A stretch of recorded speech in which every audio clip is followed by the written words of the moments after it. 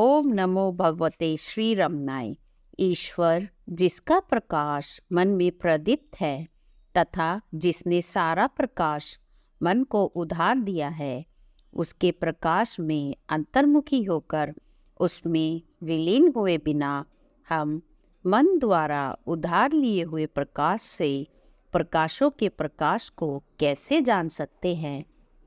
महर्षि कहते हैं, वह सर्वस्व परमात्मा स्वरूप के रूप में जीव के भीतर अवस्थित है। उसके प्रकाश से ही मन प्रकाशित होता है। वह सृष्टि के हर घटक को अपना प्रकाश देता है। जीव संसार एवं सभी जड़ चेतन उसके ही प्रकाश से अस्तित्व पाकर रंग बिरंगी नाम रूप से युक्त सृष्टि के रूप में दृष्टिगोचर होते हैं। वह सत्ता सृष्टि की मूल आधार है। सर्वम खल्विदम ब्रह्म सूत्र इसी सत्य की पुष्टि करता है। आत्मवत् सर्वभूतेषु, वह स्वरूप सभी भूतों में चारों ओर फैला हुआ है।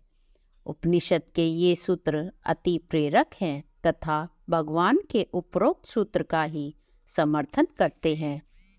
निद्रा से जागृत होने पर मैं प्रकट होता तथा उसके साथ ही मन स्वरूप की चेतना का प्रकाश प्राप्त करके अस्तित्व में आता है।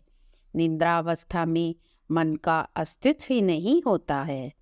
स्वप्न में सूक्ष्म शरीर धारण कर प्रकट होता तथा जागृति में स्थूल शरीर के रूप में प्रकट होता है।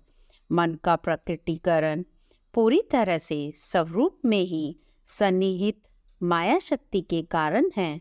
स्वरूप के प्रकाश से ही वह जगमग होता एवं अपनी वृत्ति अहंकार का रूप धारण कर अपना वर्चस्व थोपने का प्रयास करता है।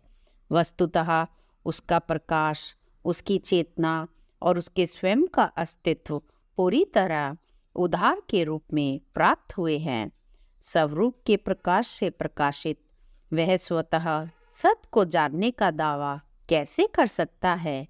किंतु आश्चर्य यह है कि अधिकांश व्यक्ति बौने मन और उसकी बौनी बुद्धि के सहारे व्यक्ति और ब्रह्मांड के वास्तविक सत्य को जानने का लगातार प्रयास करते हैं।